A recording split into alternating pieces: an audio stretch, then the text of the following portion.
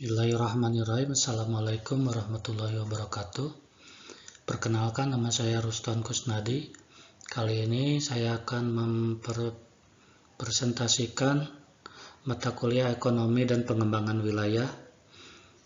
Tugas untuk UTS yaitu reflective review sama review video webinar.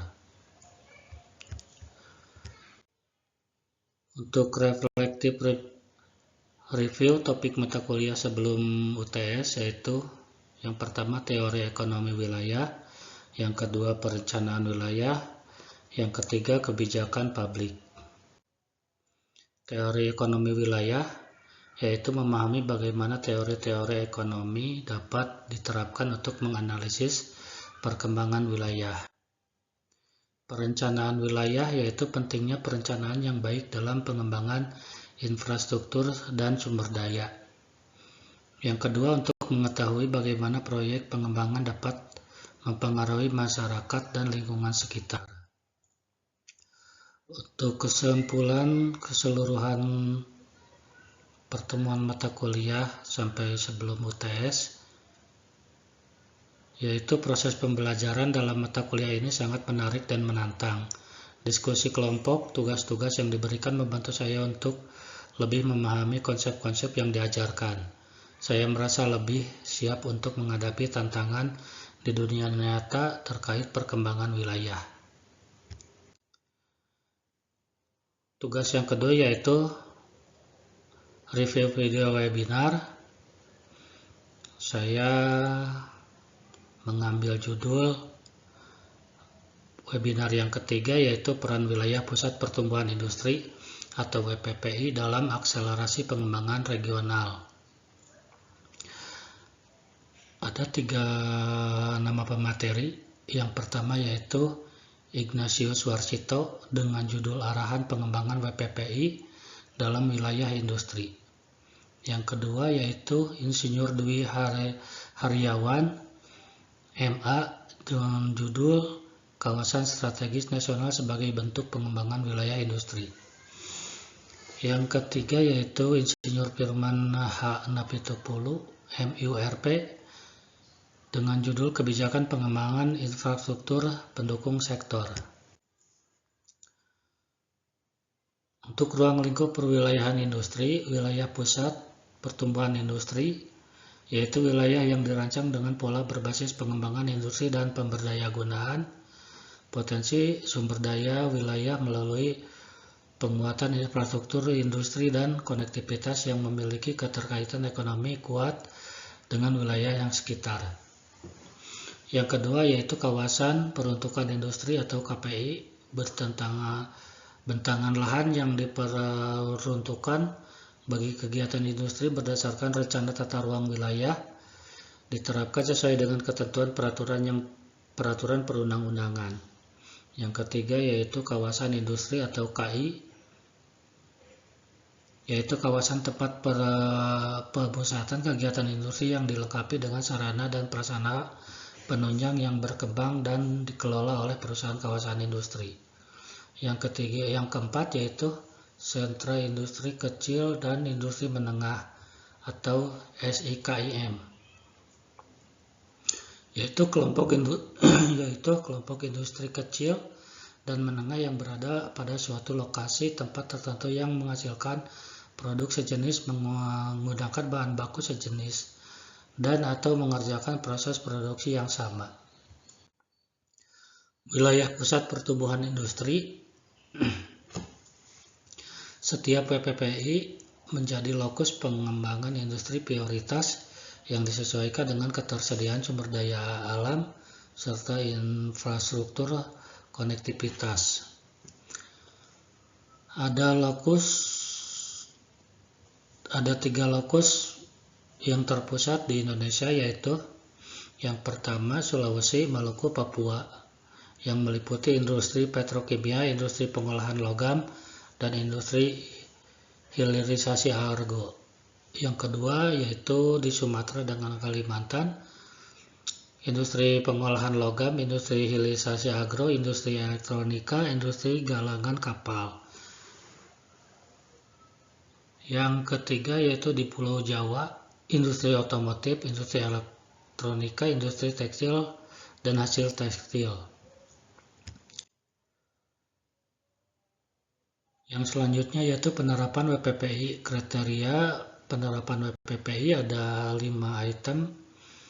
Yang pertama, kondisi sumber daya manusia. Yang kedua, ketersediaan dan pemanfaatan sumber daya alam, ketersediaan infrastruktur, kesiapan jaringan pemanfaatan teknologi, dan kondisi ekonomi. Pelaksanaan pengembangan WPPI dilaksanakan melalui 6 cara, yaitu penyediaan dan pemanfaatan sumber daya alam. Yang kedua, pembangunan sumber daya manusia. Yang ketiga, pembangunan dan pemanfaatan teknologi industri. Yang keempat, penyediaan infrastruktur industri. Yang kelima, penyiapan kondisi ekonomi dan pemberian fasilitas. Pengembangan infrastruktur dan konektivitas WPPI meliputi infrastruktur industri, infrastruktur pendukung, konektivitas. Yang selanjutnya yaitu payung hukum pengembangan WPPI, RPP perwilayahan industri, meliputi format kelembagaan WPPI, usulan WPPI untuk ditetapkan sebagai kawasan strategis nasional, pemerintah dan pemerintah daerah dapat diusulkan WPPI berdasarkan kriteria tertentu. Yang selanjutnya yaitu rencana pengembangan WPPI yang ditetapkan dengan peraturan presiden.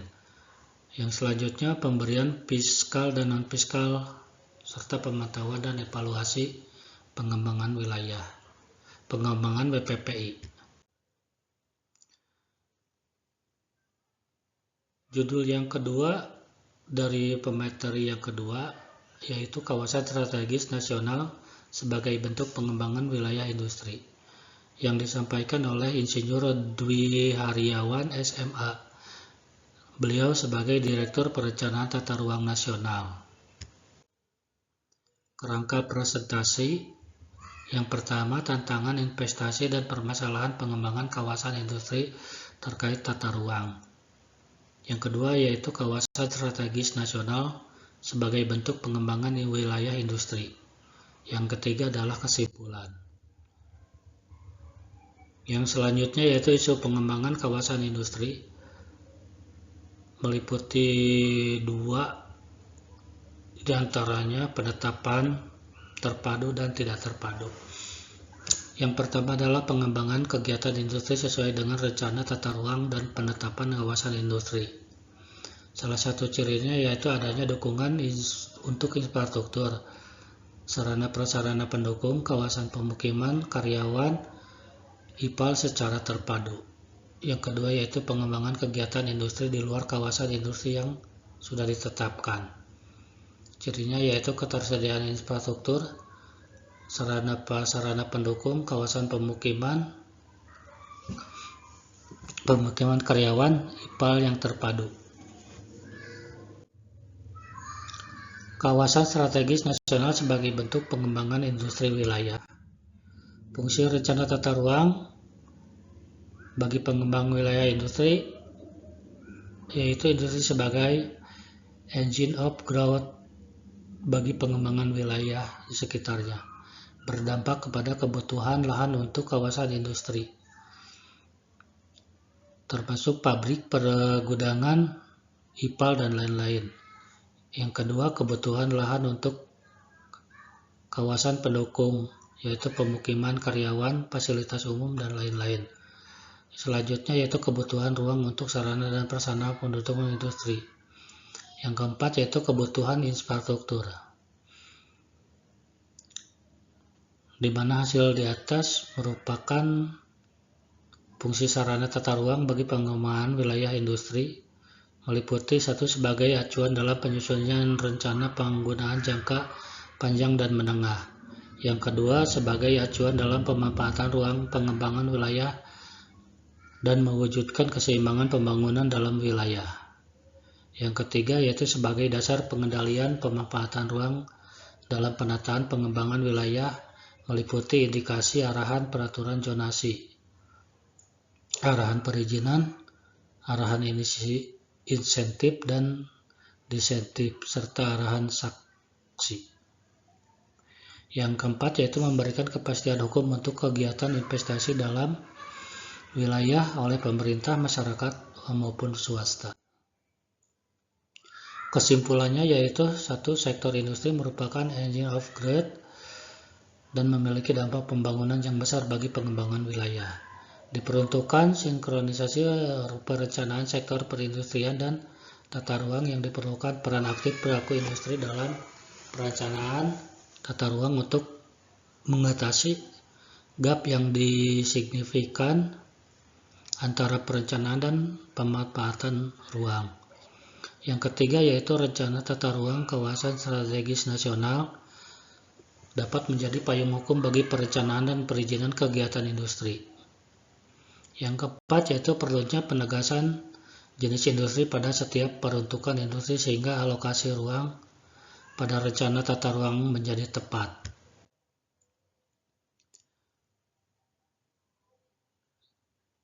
Berikut adalah judul yang ketiga, yaitu kebijakan pengembangan infrastruktur pendukung sektor industri.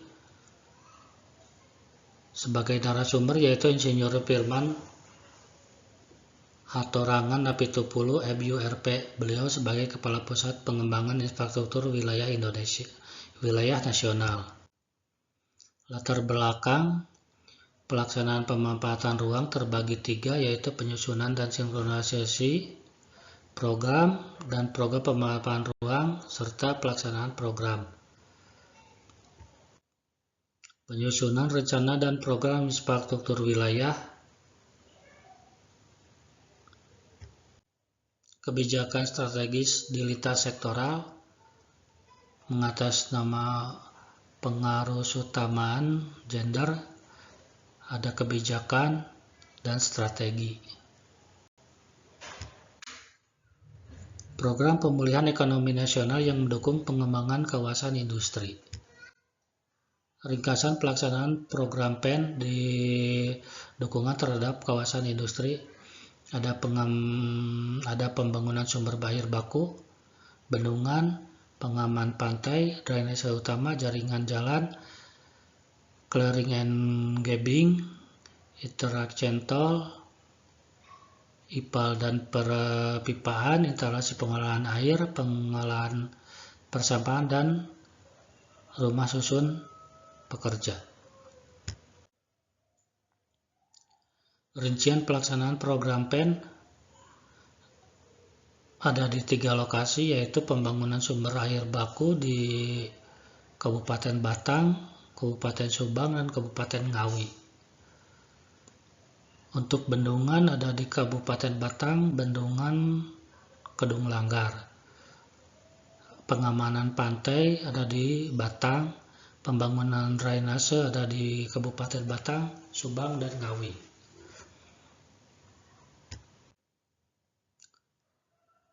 Demikian presentasi yang saya buat dari review hasil webinar. Saya ucapkan terima kasih.